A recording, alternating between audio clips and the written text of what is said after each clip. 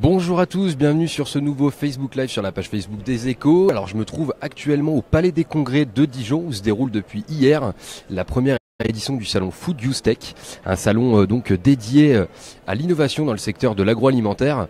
Alors ici, comme vous le voyez, près d'une soixantaine de startups sont réunies donc à Dijon, des jeunes pousses de la tech française venus rencontrer des investisseurs, des producteurs, mais aussi des agriculteurs. Alors pour vous faire une petite visite de ce salon, je me trouve en compagnie de Xavier Boitevesy. Xavier Boitevesy, bonjour. Bonjour. Alors vous êtes secrétaire national de la thématique Food Tech au sein du label French Tech.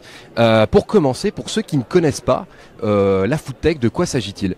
Alors la Food Tech, c'est la révolution entrepreneuriale et numérique de la fourche à la fourchette. Donc on va avoir des sociétés qui vont être plutôt sur le secteur de la production, d'autres sur la transformation, la distribution et la consommation. Et ça regroupe toutes ces startups qu'on a envie de fédérer maintenant en France, un petit peu comme on l'a fait pour la French Tech, mais de plus spécifiquement sur la Food Tech, pour leur permettre de rayonner demain sur nos marchés et à l'international. Alors c'est la première édition donc de ce salon dédié à la Food Tech, un salon dédié, je cite, aux nouveaux usages des technologies au service de l'alimentaire, du champ à l'assiette. Quel est l'objectif de ce salon et quel type d'acteurs on peut retrouver ici ? Alors l'ambition du salon, c'est justement de s'orienter sur les usages. Ça, c'est un mot-clé parce que finalement, les nouvelles technologies, si on veut qu'elles soient adoptées demain par les consommateurs, il faut qu'il y ait des usages concrets, qu'il y ait des bénéfices concrets pour les utilisateurs. C'est pour ça qu'on s'est adossé à la foire gastronomique de Dijon, où on a justement des visiteurs, des consommateurs, 180 000, qui vont pouvoir se confronter sur les startups ou les produits et nouveaux services de demain et les découvrir. Et c'est ça la force de ce salon, c'est ce focus usage, effectivement, qu'on met en place, qui va le différencier de tous les salons tech qu'on peut avoir déjà à droite ou à gauche. Alors ici ont lieu des conférences, des débats. Qu'est-ce qui se déroule un petit peu ici ? Est-ce que vous pouvez nous donner un petit peu plus de détails sur ce qu'on peut trouver ici sur ces 2 jours de salon ? Bien sûr, alors hier on a eu toute une journée focalisée avec des conférences, des acteurs américains par exemple qui sont venus nous parler de la food tech aux États-Unis, mais également comment accompagner les startups sur le financement, mais comment la distribution allait se remettre en question demain. On a évidemment toute la partie salon où les startups exposent, présentent. On a des salles B2B pour favoriser les échanges, parce qu'aujourd'hui les startups, qu'est-ce qu'elles attendent d'un salon ? Elles attendent de pouvoir avoir des contacts concrets et générer du business. Donc nous, on s'est vraiment mis dans cet état d'option, dans cet état, de trouver, de leur permettre de générer du business. Alors la Food Tech, qu'est-ce que ça représente en France ? Est-ce que vous avez quelques chiffres à nous donner pour se faire un petit peu une idée de ce secteur-là dans l'Hexagone ? Alors aujourd'hui, et c'est bien le problème, la Food Tech en France c'est encore petit, on est en train de se fédérer, on est en train de se structurer. Pour vous donner un chiffre, en 2015, on parlait à peu près de 5 milliards d'investissements dans le monde. La France représentait quasiment rien puisque 80% de ces investissements étaient réalisés aux États-Unis ou en Asie. L'Europe représentait que 20% et la France était quasiment absente de ces 20% parce que c'était l'Allemagne ou la Grande-Bretagne qui les monopolisait. Donc c'est rien. Maintenant, qu'est-ce qu'on est en train de faire ? On est en train de les structurer, on voit des nouveaux fonds apparaître. Je pense à French Food Capital, je pense à Eat Valley, enfin il y a plusieurs fonds qui sont en train d'apparaître sur ce secteur et qui vont permettre demain d'être un acteur majeur également pour ce domaine. Alors juste pour rappel, pour ceux qui nous rejoignent peut-être, donc on est en direct du salon Food Use Tech à Dijon et donc je suis en compagnie de Xavier Boitevesy, secrétaire national de la thématique Food Tech au sein de la French Tech. Alors il existe des freins, du coup c'est un secteur qui a du mal à se développer en France. Qu'est-ce qui freine ces startups dans le secteur de la Food Tech ?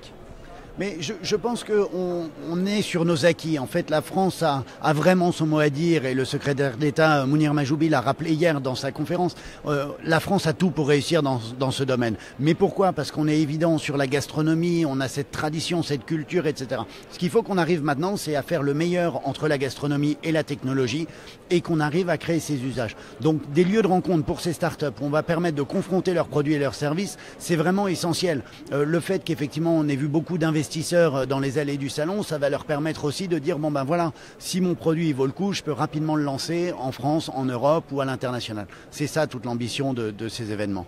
Alors vous l'avez évoqué, Mounir Majoubi donc a participé hier à une conférence intitulée La Food Tech, une opportunité pour la France.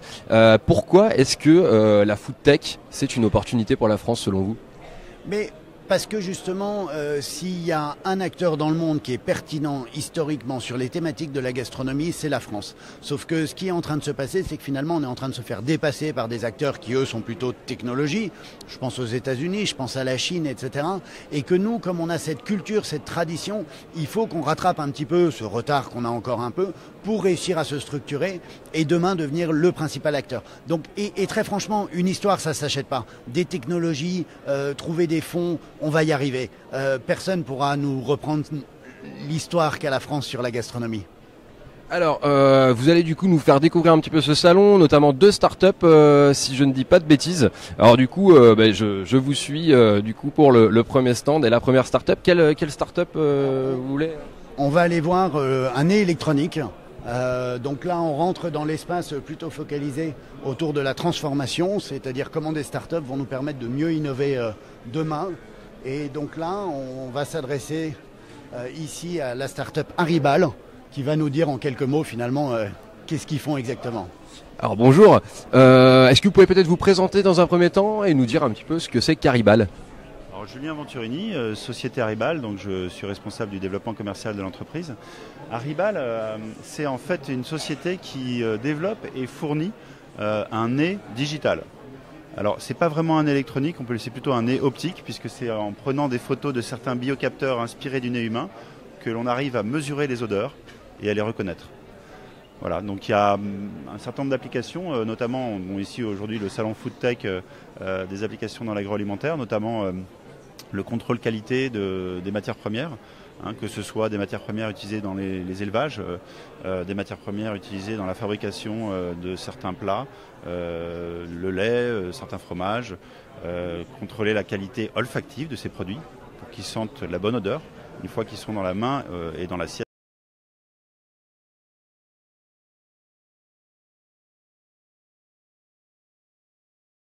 On peut penser par exemple à des fabricants d'électroménagers pour la cuisine.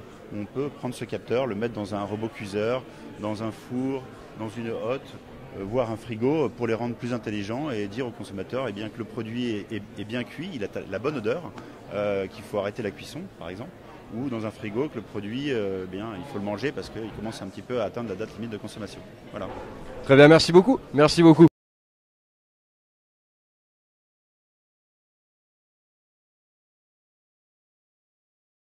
Aven.